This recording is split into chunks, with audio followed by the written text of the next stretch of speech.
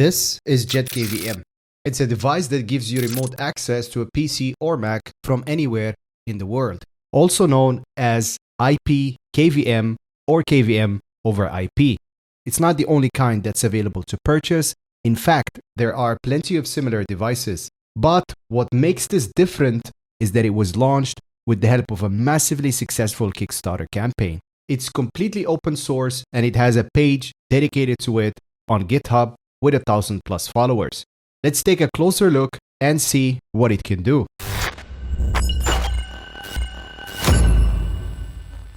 Unboxings are boring, but we do them for a reason. Every little component you get in the box will be used in order for this device to work. In the box, you get the device itself, which we'll come to in a second. You get a USB-C splitter, an HDMI to a mini HDMI cable, and a regular USB cable. Now, let's take a look at the device. It's super tiny and it can fit in the palm of your hand. The first thing you notice when you pick it up is the weight. That's because it's made entirely from metal. It feels super premium and it feels like it was designed and made by Apple. In the back, you have the mini HDMI input, a USB-C port that doubles as both a power source and a data source, an RJ45 Ethernet port, and an RJ11 port that can be used for additional accessories, such as a DC power control that allows you to turn on and off the target PC remotely. And in the front, you have a fairly bright screen that also supports touch functionality. Plugging it in for the first time is super easy. You will need one USB-C cable connected to a power source. You can power it from the same PC you want to control, but it's better to have it connected to an independent power source, especially if you want to pair it with a remote power control. You need another USB-C cable to USB-C-A to connect it with the target PC. This will behave in the software of the JetKVM as a mouse and a keyboard. And to know which one is power and which one is data, simply check the symbols on the splitter cable. Connect the HDMI and finally connect it to the Ethernet cable. Once you do that and everything is connected correctly, you will see an IP address on the screen along with the word connected below USB and below HDMI. Take that IP and type it in any browser and you can then start to control your PC remotely, and that's it. You really don't need any additional devices, software, purchases, or drivers. It's that simple. You want to be careful with the IP address and make sure it's not floating around somewhere, as it cannot be changed, at least for now. So I would highly recommend you set a password to access it, which can be configured when accessing it for the first time or later in the software. So now the question is, what makes JetKVM a good choice? Well, there are several things. Let me list them this way. Number 1, the build quality. It feels premium and really well built with some weight to it. You'll probably need some double-sided tape to fix it to your desk, or maybe use a 3D printed solution so that you can see it at a glance. It's also nice that the screen is tilted backward so it's easy to view, and it's certainly the sleekest IP KVM that I have seen so far.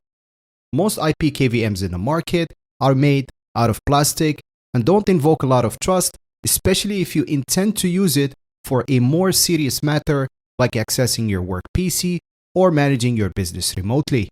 I have read some posts on Reddit that complained about connection dropping, but it seems that it's mainly caused by heating issues. So if that's the way you intend to use it, make sure that you keep your device in a well-ventilated place and away from heat sources. Number 2, the software.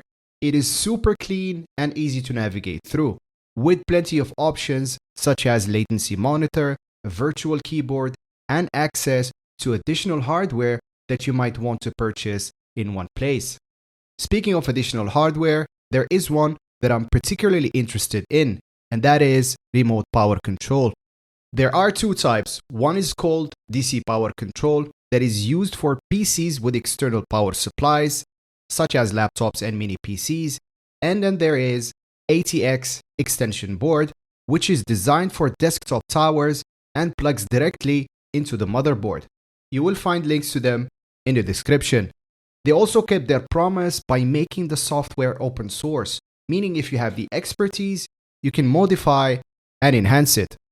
Number 3, and this is probably the best feature so far, latency.